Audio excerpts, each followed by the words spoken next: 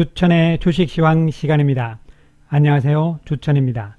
오늘 이 시간에는 미국 증시 버블인가, 미국 증시와 차별화, 셀트리온 위기가 기회이다. 자, 그럼 무엇을 알아볼 것인가? 첫 번째, 미국 증시 재폭락 과연 버블인가? 두 번째, 미국 증시와 우리 증시 차별화될 것인가? 세 번째, 실적장세 성장주 주도주로 재부상 언제쯤일까? 네 번째, 셀트리온 이제부터 위기는 기회이다. 먼저 미국 시장 상황을 살펴보게 되면 다우지수가 1.45%, 나스닥도 1.99% 폭락을 하는 모습을 보여주면서 테슬라는 또 상승을 했어요. 이런 모습을 보여주는 반면에 다른 쪽은 다 또 크게 밀리는 이러한 상황이 연출이 되었습니다. 다행히 우리 시장은 코스피도 보합선으로 지키는 모습, 코스닥도 강보합으로 안정적인 모습을 보여줍니다. 시가총액 상위 종목군들을 보더라도 크게 폭락하는 종목은 거의 없다. 카카오 정도가 제일 많이 빠졌지만 일단 선방을 했다. 이런 측면에서 접근을 할 수가 있겠습니다. 자, 우리 시장 내면적으로 보더라도 상승 종목이 코스피는 조금 많은 모습, 코스닥은 하락 종목이 약간 많지만 큰 차이는 없는 상황이죠. 코스피 지수도 여전히 이 박스권에서의 조정 과정이 진행 중이고, 코스닥도 이제 약간은 주춤주춤 하는 모습이 나오고는 있지만 꾸역꾸역 이런 상황으로 상승이 진행될 것으로 보입니다. 오늘 외국인들 1600억 매도 우위를 나오잖아요. 코스닥을 더 많이 파는 모습이죠. 그러니까 우리 시장에 있는 이 외국인들은 결국은 액티브 자금이기 때문에 단기적인 성향입니다. 미국 시장이 폭락하니까 우리 시장도 외국인들이 팔고 나간다. 이런 관점으로는 이해를 하실 필요성이 없다는 말씀. 어쨌든 간에 지금 우리나라에 있는 이 외국인들 맥락들은 큰 자금이 아니고 또 돈들이 계속 들어오는 돈이 아닙니다. 정해진 돈을 가지고 해야 되기 때문에 어느 정도 수익이 나면 또 팔아주는 것이죠. 그런 다음에 다시 또 사고, 이런 구도로 계속 단기적으로 움직인다는 사실을 명심을 해주시기 바랍니다. 기관 투자가들의 매도가 사실은 좀 문제가 심각해지는 상황입니다. 다음 주까지도 연기금과 투신의 매도는 좀 더 이어질 것으로 보입니다. 지금 포트폴리오를 연말을 앞두고 재구성하는 이런 과정이 있기 때문에 그렇다, 이렇게 설명을 드릴 수가 있겠습니다. 아무튼 간에 외국인들 오늘은 또 삼성전자를 팔잖아요. 그죠? 예. 그리고 뭐 특별한 의미는 없습니다. 여전히 성장주 주도주 맥락군들을 팔고 있고, 또 팔았던 SK 하이닉스는 또 사잖아요. 삼성전자를 팔면서 삼성물산과 삼성생명을 좀 사는 모습이고, 현대차 다시 또 사고 있죠. 특별한 의미는 없다, 이런 측면에서 접근을 해야 될 것으로 보이고, 그러니까 단기 매매다, 이런 측면이죠. 자, 미국 시장 과연 어떻게 될 것인가? 미국 시장은 이제 어느 정도 박스권에 들어갈 가능성이다, 이렇게 봅니다. 왜 그러냐 하면은 다음 주 15일에서 16일 미국 시간으로 미국의 FOMC가 열리잖아요. 여기서 이제 금리라든가 금리는 계속 저금리를 유지할 것으로 보이고, 문제는 이제 추가적으로 돈을 어떻게 더 푸느냐 안 푸느냐, 이런 부분들이 돼 있는 것이거든요. 일단 대선을 앞두고 있는 미국의 상황이기 때문에 주식시장의 부정적인 그런 분위기는 아닐 것이다, 이렇게 보입니다. 따라서 다우지수도 이 정도 선, 정확하게는 잘 모르겠어요. 어쨌든 이 전후 정도에서는 저점으로 해서 박스권을 좀 그려나갈 가능성이 있지 않을까. 왜 그렇게 보느냐? 첫 번째로 9월 FOMC에서 계속적으로 이 장기 저금리 기조가 확인이 된다, 이런 상황인데, 이것은 이제 미국의 FED 기준금리와 팡 플러스 지수잖아요. 팡 종목군들 플러스 지수는 요런 종목군들이에요. 요런 종목군들을 다 해서 지수를 내본 녹색의 그림이라고 보시면 되겠습니다.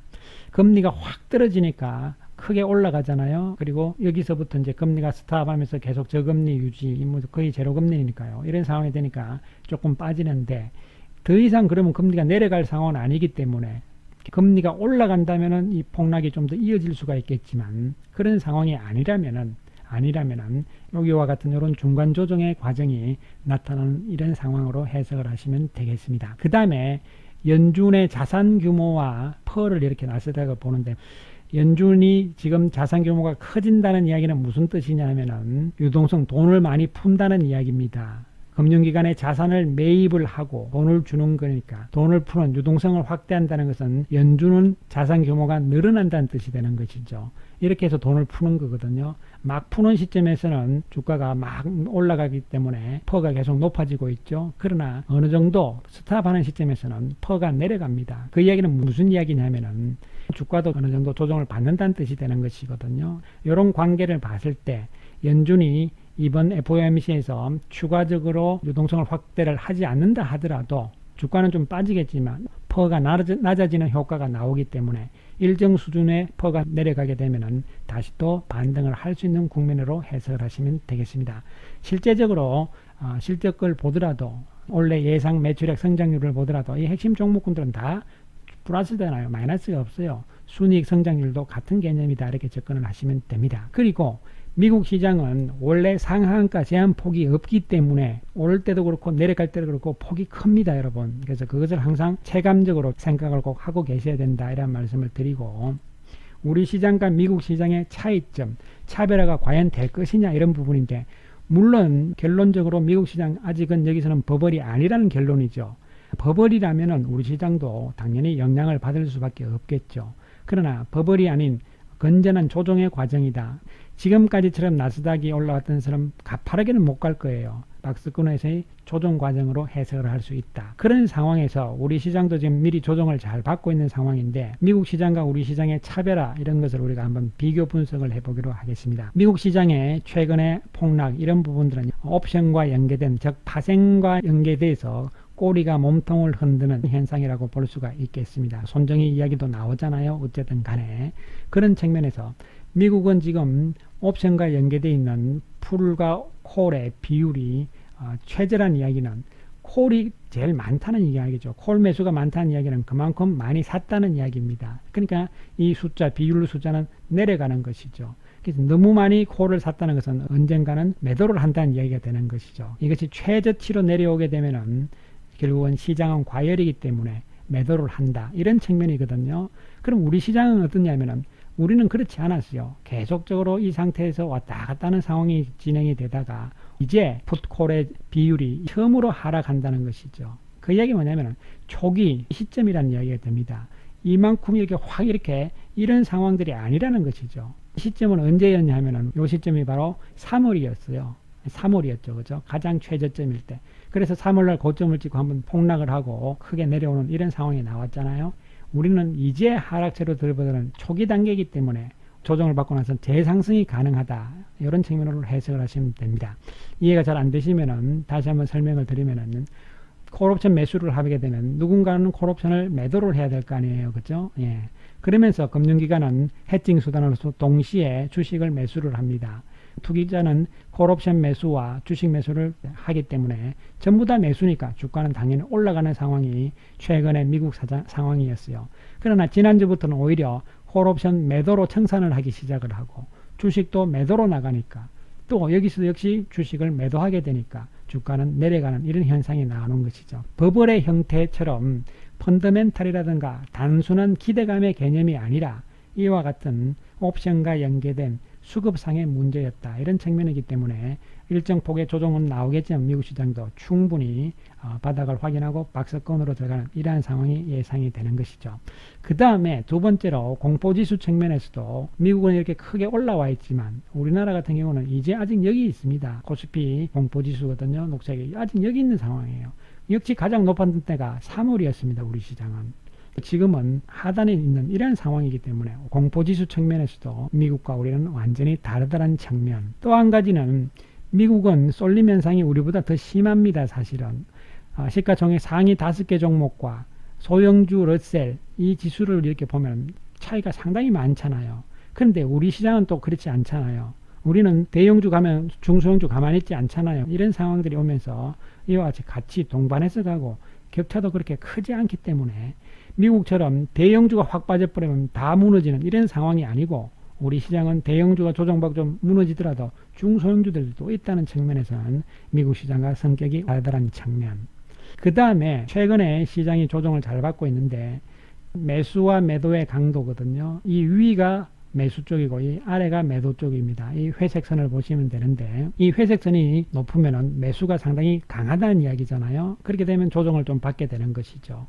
그러나 지금은 이렇게 밑에 쳐져 있는 상황이기 때문에 조정을 지금 잘 받고 있는 상황이고 다시 매수가 늘어나는 이런 상황이 나오면서 올라갈 가능성이 있다는 것이죠. 왜? 예탁금 계속적으로 들어오는 상황이기 때문이다, 이렇게 보시면 되겠습니다. 그 다음에 이 스프레드 개념도 어려운 건 없고요. 그냥 위험자산 선호 심리가 어떻게 나오느냐 이런 부분들인데, 이 회색 선을 보시면은 위험자산 선호라는 것은 무엇입니까, 여러분? 주식을 선호한다는 뜻이 되는 것이거든요. 예.